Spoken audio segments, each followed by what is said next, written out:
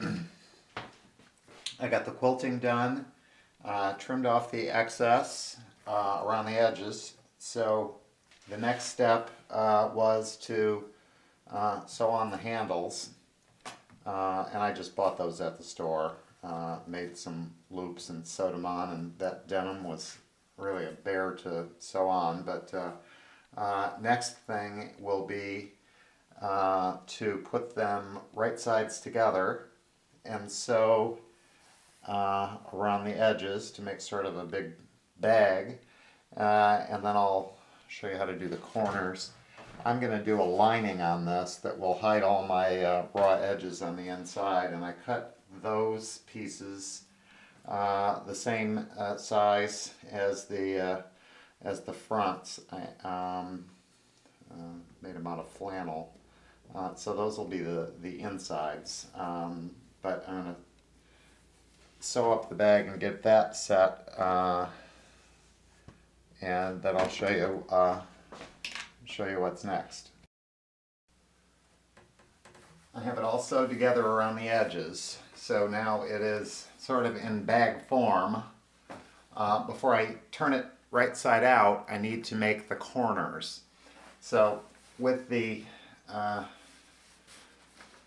bag up like this, you want to pull it apart, if I can get this, like this.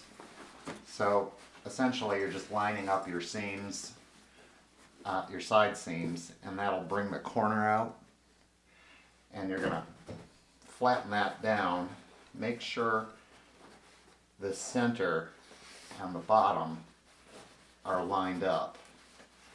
And what we're going to do, let me get this.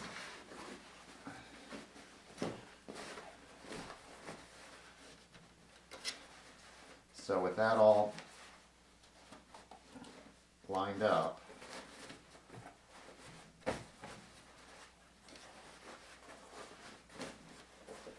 and you're going to have to mess with it a little bit to make sure you've got this seam and this seam right together. You know, don't want to have your bag have a funny bottom. So you get that lined up nice and straight, and you're going to use your ruler. You've probably got one with a 45 across it. That 45 is going to go along one of the edges, and that's going to help you to draw a line across this way. Now your amount that you're going to measure, it's going to depend on how big you want the bottom of the bag to be. I've got mine marked, well, I don't have it yet, but I'm going to mark it at,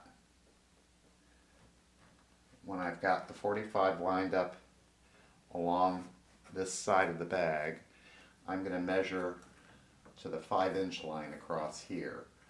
So this, I've got 5 inches right at that edge. I'm going to use a marking pen to draw a line, and then I'm going to sew across that. Then I'll do the same on the other corner, and then I'll cut that off, and I'll show you that in a second. So they're all sewed, and I'll cut this off.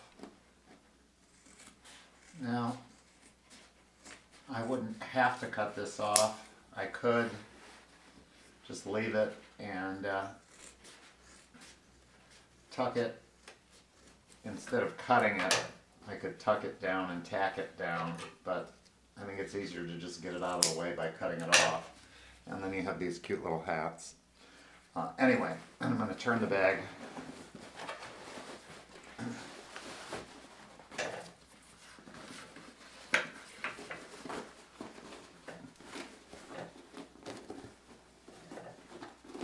Get these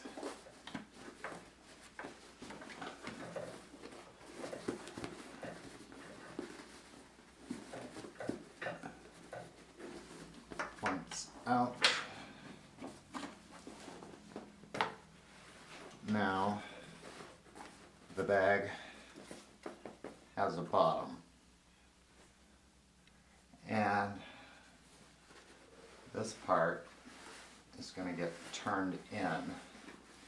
Now I made this to turn with the intention of turning in quite a bit. Now you don't need to make it that way, but I like the extra stability that that extra layer gives it with the thicker amount of fabric turned in. Now that you might say, well, you might say, well, you've wasted some of your quilting. You didn't need to quilt all of it if you were going to turn it in, but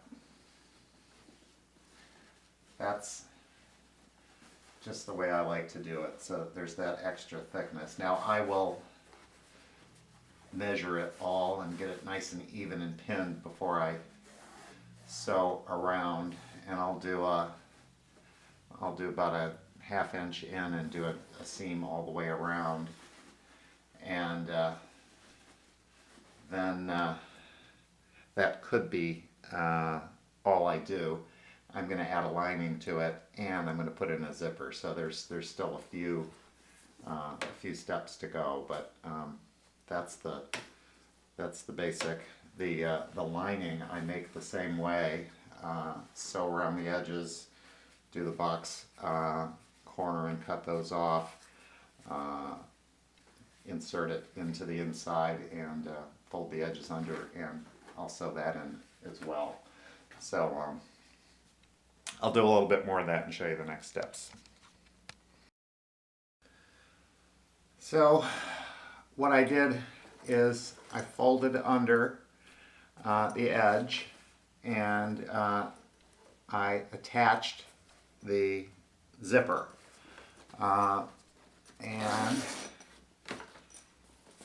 then you can get an idea of what that's going to look like. The last step, of course, is going to be to add the lining. Again, I'm going to make the lining the same way I made the bag. Put it on the inside, fold the edges under, and stitch it to this so that it encloses all of my raw edges, and that will do it. So I'll stitch the lining in and show you the finished. So this is the liner. I sewed it the same way as the bag, and down the sides, and then did the fold over and cut the corner off. And this one you don't turn, you leave it this way, put it inside the bag, and then once it's opened, that puts the seams to the inside of the bag.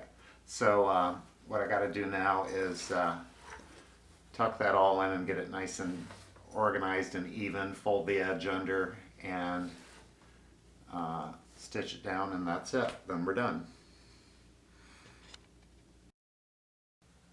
So there's the finished bag, and it's quilted all the way onto the bottom, and I've got the lining in. You could, if you wanted, there's a piece of thread I missed. You could, if you wanted, when you made the liner, you could add pockets to that liner before it goes in and gets attached, but that's stitched onto the edge there. Again, these handles were purchased commercially, so I didn't actually have to make those. The denim straps that hold them on, I did with just folded up denim. Fortunately, my machine is pretty tough, and I was able to get through all those layers of fabric. Easier way to do that would have been to attach those straps up at the top, but I don't want them to get in the way of my zipper, and I think they hang better this way. So it's a zip close. If you didn't want to add the zipper, you certainly wouldn't need to.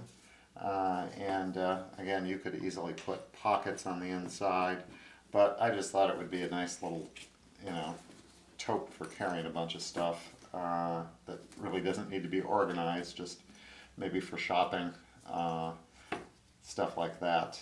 So anyway, there's the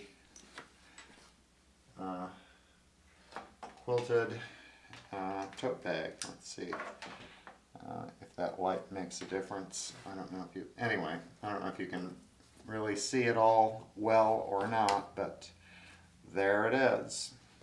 Happy quilting.